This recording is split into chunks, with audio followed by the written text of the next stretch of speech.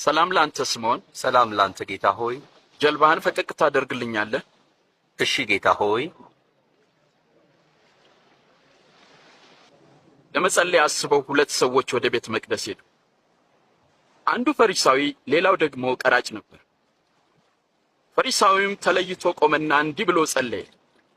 አቤቱ እንደ ሌሎች ሰዎች እንደ ቀማኞችና እንደ አመፀኞች በተለይም እንደዚህ ቀራጭም ስላላደረከኝ በጣም አመሰግናለሁ። በሳምንት 2 ጾማለሁ፣ ከማገኘውም አስራት አወጣለሁ ብሎ ጸለየ።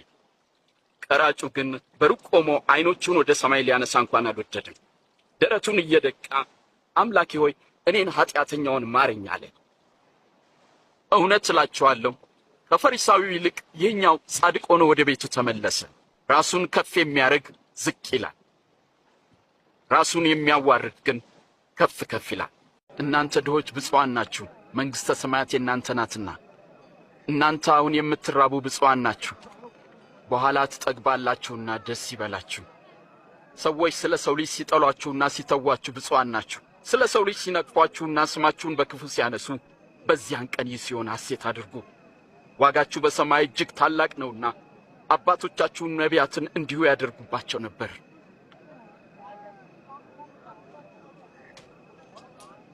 16 17 18 19 20 ያለኝ ይሄ ብቻ ነው። እንዴት ብቻ ነው ትለኛለህ? እናንተ ባለጠጎች ግን ወዮላችሁ፣ መጽናናትን ተቀብላችኋልና።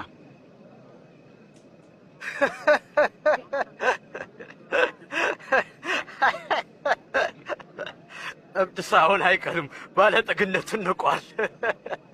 እናንተ አሁን የምትስቁ ወዮላችሁ፣ ታለቅሳላችሁና።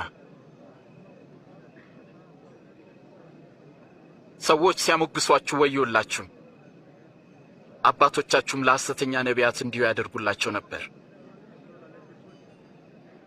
ለምትሰሙ እውነት እላችኋለሁ፣ ጠላቶቻችሁን ውደዱ፣ ለሚጠሏችሁ መልካም አድርጉ፣ የሚረግሟችሁን መርቁ፣ ለሚበድሏችሁም ሰዎች ጸልዩ።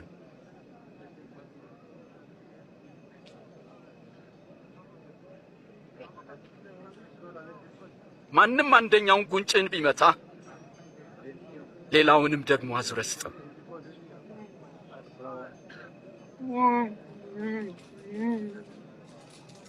መጎናጸፊያንም ለሚወስድ እጀ ጠባብህን አትከልክለው። ለሚለምንህ ሁሉ ቸርነትን አድርግ። ማንም ያንተን ነገር ቢወስድ እንዲ